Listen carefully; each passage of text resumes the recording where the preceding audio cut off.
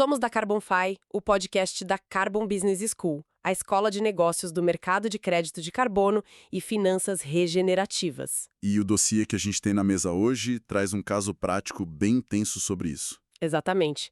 O dossiê de hoje começa com um evento que balançou bastante o mercado urbano e financeiro recentemente. A tentativa da Kita, né? Isso. A Kita, que é uma gigante asiática do delivery, eles tentaram entrar no Rio de Janeiro com uma agressividade tremenda, tipo, prontos pra capturar a market share à força mesmo. E a operação voou muito mais rápido do que qualquer analista projetava. Pois é, e quem acompanha de perto o setor pode olhar para essa notícia e pensar, é apenas mais uma rodada da guerra das entregas ou uma simples vitória dos players locais já consolidados. Mas não é só isso, nem de longe. Total. Por isso, a nossa missão nesta imersão de hoje é cruzar as informações dessa tentativa frustrada e entender que esse colapso é, na verdade, o atestado de óbito de uma era inteira de alocação de capital. Uma mudança de paradigma bem pesada. Sim, vamos explorar exatamente como a inflação carbônica e a exigência inflexível por unit economics positivos estão reescrevendo as regras do varejo e dos investimentos institucionais. Porque é fundamental que quem nos ouve entenda o porquê de se importar com isso. O custo ambiental das conveniências diárias, como simplesmente pedir um almoço no aplicativo, agora afeta diretamente o valor das maiores empresas do país. E, claro, o bolso dos investidores. Ok, então vamos desconstruir isso, porque a mudança macroeconômica aqui é brutal. O que é fascinante aqui, e o material fonte deixa isso muito claro, é que o colapso no Rio não parece ter sido um tropeço operacional. Não foi um erro de logística ou de leitura do consumidor brasileiro. Exato. Trata-se de um anacronismo financeiro. O modelo que a Quinta tentou importar é aquele clássico de subsídios infinitos para esmagar a concorrência. Que funcionava muito bem até pouco tempo atrás. Funcionava. Era desenhado à perfeição para uma era de liquidez abundante e taxas de juros beirando o zero, mas a janela para esse tipo de expansão agressiva simplesmente se fechou. Naquela época de juros a zero, o cash burn fazia sentido estratégico, porque o cofre lá atrás era reabastecido quase de graça pelos fundos de venture capital. A gente usava aquela velha analogia de aquecer a casa queimando notas de 100 na lareira. Perfeito. Só que hoje, com o custo de capital, o WCC, estruturalmente restritivo em praticamente todos os mercados globais, a dinâmica inverteu completamente. O dinheiro está caro. Muito caro. E a tolerância a negócios que não param de sangrar caixa chegou ao fim. E a conta ficou ainda mais pesada quando a gente adiciona o componente climático a essa matriz de risco, certo? Porque não é apenas o WACC que sufoca a operação. De jeito nenhum. A arquitetura legal que derivou do Acordo de Paris e as NDCs, as contribuições nacionalmente determinadas de cada país, mudaram drasticamente o que os comitês de investimento consideram um risco aceitável. Isso, e escalar uma frota logística de last mile baseada inteiramente em motos a combustão passou a ser visto pelo capital institucional como um ato fiduciariamente irresponsável. É uma bomba relógio, né? O gestor do fundo olha para aquele crescimento subsidiado e não vê mais tração. Ele vê uma explosão incontrolável de passivo ambiental. O que nos leva direto para a sala de máquinas das finanças. Fiquei muito impressionada com essa parte da análise, porque o mercado não opera por idealismo. Ele opera por planilhas. Sempre pelas planilhas. E quando olhamos para os modelos de fluxo de caixa descontado, o DCF, dessas plataformas, fica óbvio onde a matemática quebra. Elas operavam com margens EBITDA estruturalmente negativas, subsidiando cada entrega e apostando absolutamente tudo no valor terminal. E em um ambiente de juros altos, esse valor terminal lá no futuro, quando você traz a valor presente, é simplesmente dizimado. A promessa de um monopólio no futuro não sustenta mais o valuation de hoje. E o agravante desse valuation dizimado, que o dossiê pontua muito bem, é a forma como o mercado passou a precificar as externalidades. Durante anos, essas empresas cresceram sem internalizar o custo do carbono de cada quilômetro rodado. Acumularam uma montanha de emissões no balanço sem nem perceber. Ou fingindo que não percebiam, né? Pois é. E aí, quando o escrutínio dos fundos ESG aperta, essa frota logística intensiva em combustíveis fósseis se converte rapidamente naquilo que chamamos de ativos encalhados, os famosos stranded assets. Exatamente. O maquinário que antes era um motor do hipercrescimento vira um peso morto sob essa nova ótica de risco climático implacável. Tem uma frase de efeito no material que eu achei fantástica, que resume isso. Diz assim, aspas, não há prêmio de valuation que resista a um modelo de negócios que sangra a caixa e polui simultaneamente. É uma síntese perfeita da era atual. É cirúrgica. E aqui é que a coisa fica realmente interessante para a nossa realidade corporativa.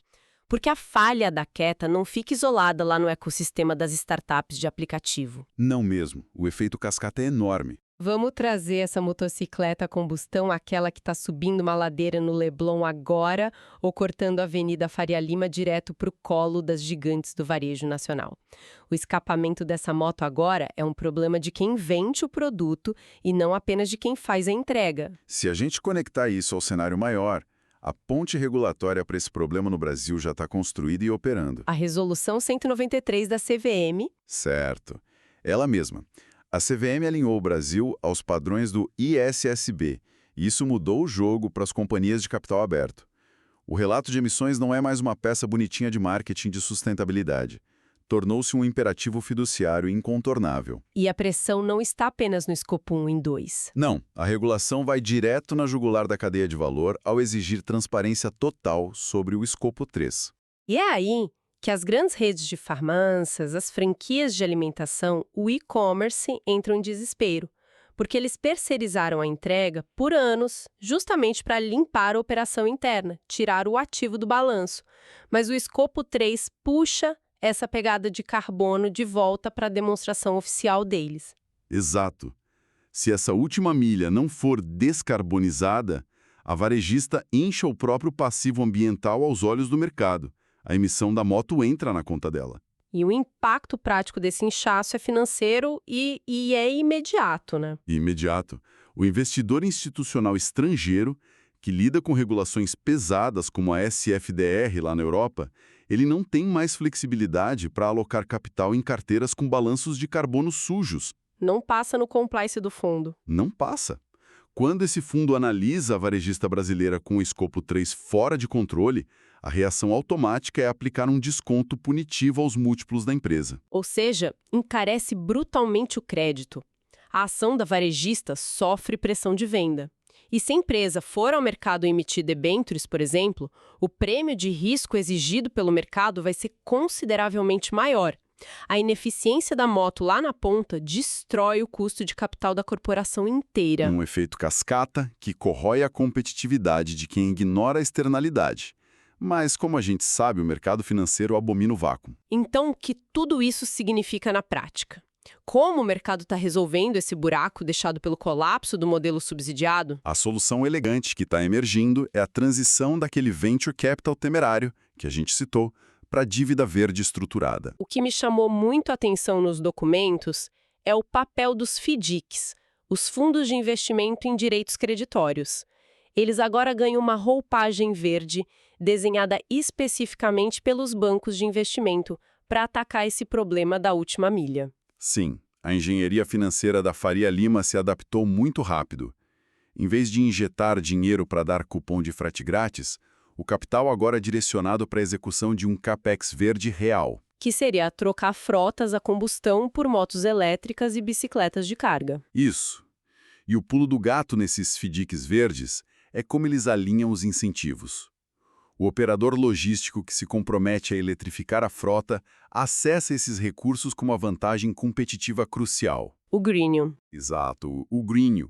Esse desconto substancial na taxa de juros barateia a modernização. O operador troca o ativo imobilizado, derruba o seu custo de manutenção e operação de forma drástica e passa a entregar um serviço limpo. E o ciclo se retroalimenta com a geração de créditos de carbono, né? Porque cada quilômetro rodado limpo nessa nova infraestrutura gera créditos de altíssima integridade direto na origem. E as varejistas usam isso como hedge climático para neutralizar justamente aquele escopo 3 que a gente discutiu.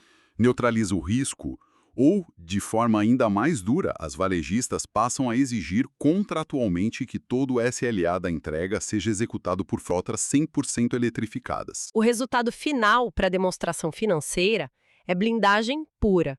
O custo unitário por entrega cai, a margem operacional fica blindada contra choques no preço do petróleo e o balanço entregue à CVM fica imaculado.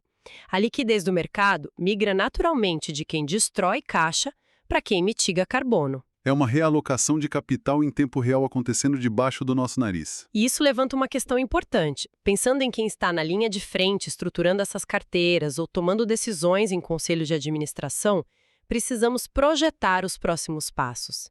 A modelagem no material-fonte aponta para um cenário tático de 12 a 36 meses bastante agressivo, não é? Bastante. A diretriz para gestores e executivos C-level é se preparar para um choque de realidade de curto prazo.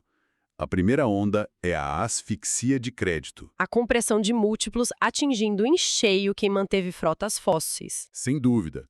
Os bancos comerciais também estão sob pressão tremenda para descarbonizar suas próprias carteiras de empréstimos financiados. Qualquer operador logístico ou varejista que insistir no modelo fóssil vai encarar taxas simplesmente proibitivas. Isso naturalmente serve de gatilho para a segunda fase, que o dossiê crava como uma onda agressiva de M&A, fusões e aquisições. O clássico movimento de consolidação. Os players eficientes, que têm caixa positivo e operam com carbono zero, vão absorver os ineficientes. Podemos imaginar startups de logística 100% elétricas com unit economics redondos e acesso a feeds subsidiados pelo Greenium, comprando operações tradicionais endividadas por centavos no dólar? Exatamente. E o objetivo da compra nem é a frota fóssil, que eles obviamente vão sucatear, mas sim a carteira de clientes que o player tradicional não consegue mais atender dentro das novas regras da CVM. O capital subsidiado evaporou e a ineficiência carbônica não pode ser o coveiro do valuation. A precificação de externalidades é um novo auditor das contas, não tem mais como fugir. Não tem espaço para justificar passivo climático no DRE. O prêmio e a liquidez vão monopolizar nas mãos de quem prova a geração de caixa real simultânea à mitigação comprovada. Muito bom. E toda essa lógica implacável que analisamos hoje, a partir de uma tentativa de dominar as entregas de comida no Rio de Janeiro, nos deixa com uma provocação gigantesca no final. Qual seria? Pensa comigo se o mercado financeiro, os reguladores e os investidores institucionais já estão taxando e precificando até a fumaça invisível do escapamento da moto que entrega o nosso jantar. Que outras conveniências invisíveis do nosso dia a dia estão prestes a passar por esse mesmo choque de realidade e cobrar o seu verdadeiro preço ambiental. Isso é excelente, porque a gente foca muito no físico, na moto, no caminhão. Sim, mas nós passamos horas conectados, rodando queries complexas e inteligências artificiais, subindo terabytes de dados para a nuvem. O consumo energético dos data centers e o custo hídrico para resfriar essas fazendas de servidores é astronômico. Essa é, com certeza, a próxima fronteira da precificação. O escopo 3 da economia digital já está entrando na mira dos comitês de risco. Exato. O carbono invisível dos nossos hábitos digitais não ficará imune à compressão de múltiplos. Então, fica a provocação para quem nos acompanha refletir sobre como o carbono invisível moldará a economia visível de amanhã. O mercado não tolera mais passivos ocultos, nem no asfalto, nem na nuvem. É isso. E para mais conteúdo sobre o mercado de crédito de carbono, siga a Carbonfy para se manter sempre atualizado.